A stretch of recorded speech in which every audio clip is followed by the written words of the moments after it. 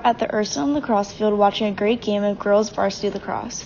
Oh no, it looks like there's been an injury. The mechanism of injury is a horizontal fall directly onto the right shoulder caused by impact from a lacrosse tackle on the opposite left shoulder. The patient was struck by the opposing force on her left side, causing her to absorb the impact between her right shoulder and the ground. The force of the opposing player was also still applied once on the ground, ultimately causing the fracture by force. The hit occurred from the lateral side towards the medial side of the clavicle. The bone broke in two places in the center of the right clavicle. Here, you can see the patient guarding her shoulder in order to protect the injury.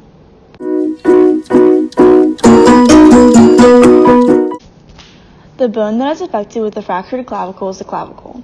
The fracture in the patient occurred towards the midsection of the clavicle, and the bone broke in two places. The muscles that are affected by this injury include the deltoid, trapezius, sternocleidomastoid, subclavius, sternohyoid, and the pectoralis major muscles.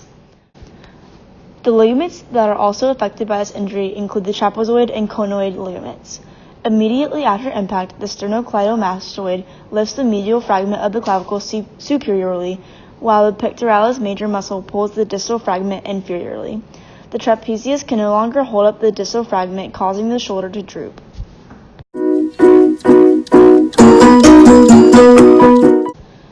Because of the obvious bone displacement of the patient's fracture, no special tests were performed. However, had there been reasonable doubt about the fractured status, special tests would have been performed. For instance, for a fractured clavicle, this special test would include the sternoclavicular joint stress test. This special test would be gently performed where the patient is lying supine with the injured arm relaxed.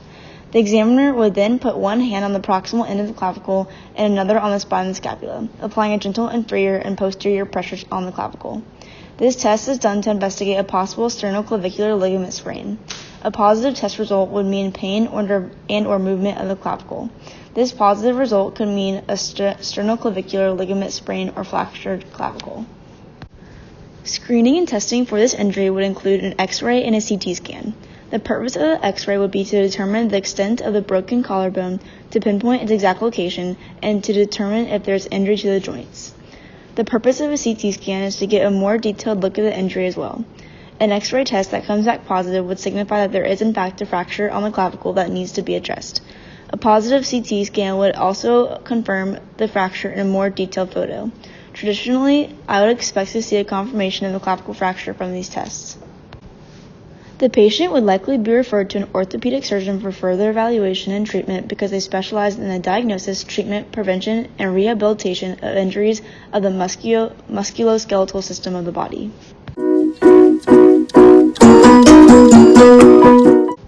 The patient has no history of complications concerning the upper trunk or specifically the clavicle. The clavicle region has had no prior injury. The injury occurred on field during a lacrosse game while playing offense. The patient was struck at a high speed by an opponent, causing both the patient and the opponent to fall. The patient landed on the ground, right shoulder down, and the opponent landed directly on top of the patient. The patient did not report hearing a pop or a snap. On the field, it was determined that the patient had difficulty moving their arm and shoulder. In addition to extreme pain, the patient also described a grinding feeling that accompanied any slight movement of the arm or shoulder. Players said that keeping the arm or shoulder region immobile helped to lessen the pain, whereas moving it increased it. The patient explained her pain to be 8 on the standard pain scale. An on-field visual inspection showed swelling around the middle of the clavicle. Patient also developed a bump around the area of the break, and a sagging in the shoulder was noticed. No scars were present at the site of injury. The shoulder and clavicle region presented no signs of functionality. The range of motion was compromised due to pain, and the shoulder joint and muscles surrounding the clavicle were passive. Physical palpation showed a bump present over the injury. The misplaced bones were also felt easily during the palpation as well. Circulation to the fingertips was a bit slower than average, but when compared to the uninjured side, it appeared to be normal.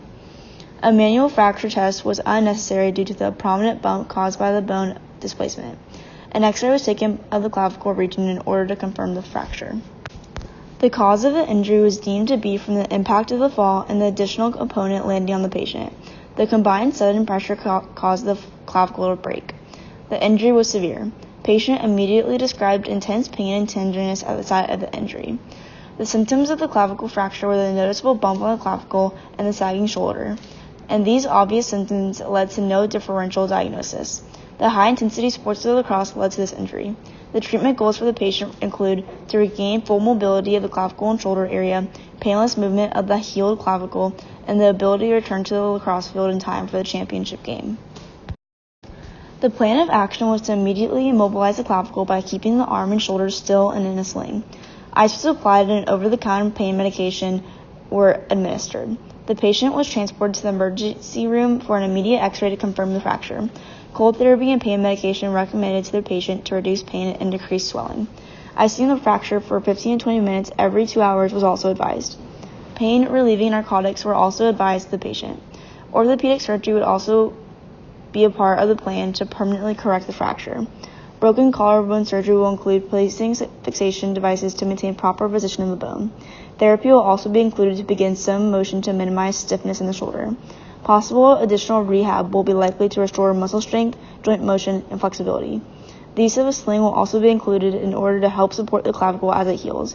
In rehab, there will be a weekly exercise program to improve the functional mobility of the shoulder and arm through multiple exercises.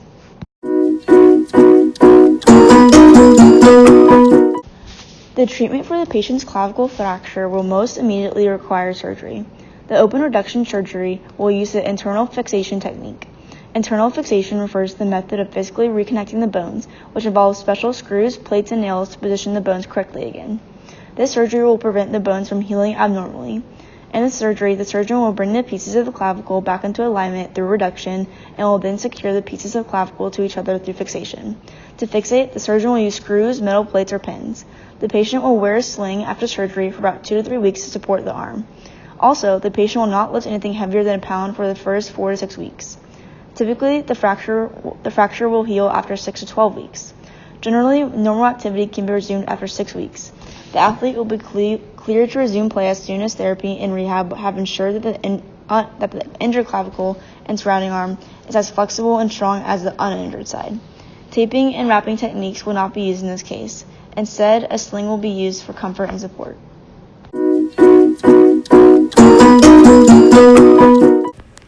Elbow flexion. While sitting up or lying down, the patient will take their sling off and keep their uninjured arm by their side.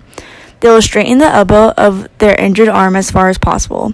They can also use their non-operated arm to help guide. Wrist flexion, extension.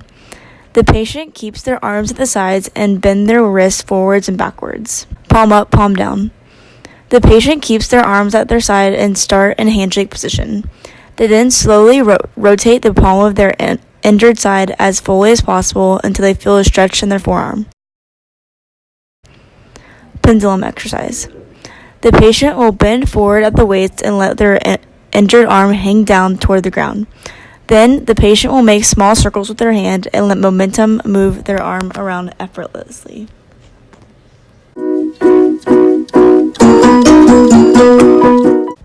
After proper and extensive rehabilitation, once the player has reached equal flexibility and strength in both the injured arm and the uninjured arm, they are ready to return to play.